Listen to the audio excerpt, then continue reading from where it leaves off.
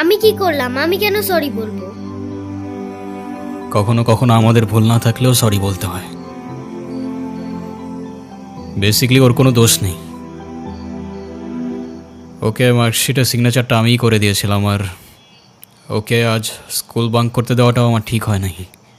তো ওর হয়ে আমিই ক্ষমা চেয়ে নিচ্ছি। I am sorry.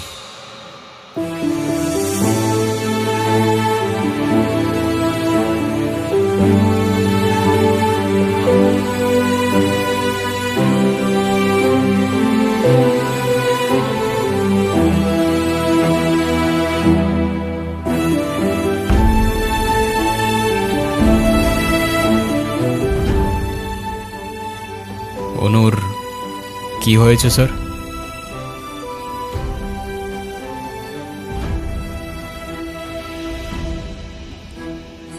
আমার জেদের জন্য আমার মেয়ের লাইফটা শেষ হয়ে গেছে। অনু আমাকে অনেক বোঝানোর চেষ্টা করেছিল, আমি বুঝিনি। ভেবেছিলাম আমি যে ছেলেকে চুজ করব সেই হবে ওর জন্য বেস্ট। চাকরি, সরকারি চাকরিজীবী দেখে ভেবেছিলাম মেয়ের লাইফটা অ্যাটলিস্ট সিকিউর থাকবে। এটা ভাবিনি ভালো চাকরি থাকলেই ভালো মানুষ হয় না। বিয়ের পরপরই আমার মেয়ের উপরে অমানসিক অত্যাচার শুরু করে।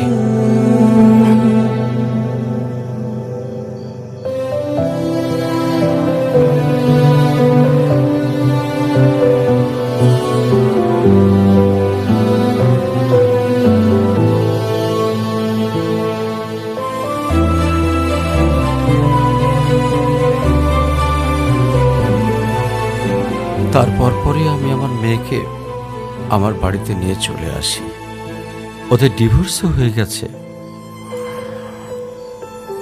এখন মেয়েটার দিকে যতবারই তাকাই নিজেকে অনেক বড় অপরাধী মনে হয়।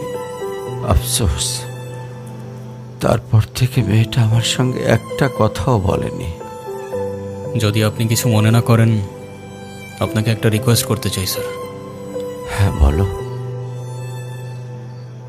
যদি আপনার পারমিশন থাকে, আমি অনু আর আয়রার রেসপন্সিবিলিটিস নিতে চাই। হ্যাঁ, কেন সিম বেঁধে দেখাইতে আসছেন? আপনি প্লিজ এখান থেকে চলে যান।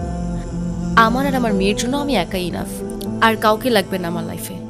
আর কারোর যদি কোনো সমস্যা হয় বলে দিলেই পারে। আমি এখান থেকে অনেক দূরে চলে যাব।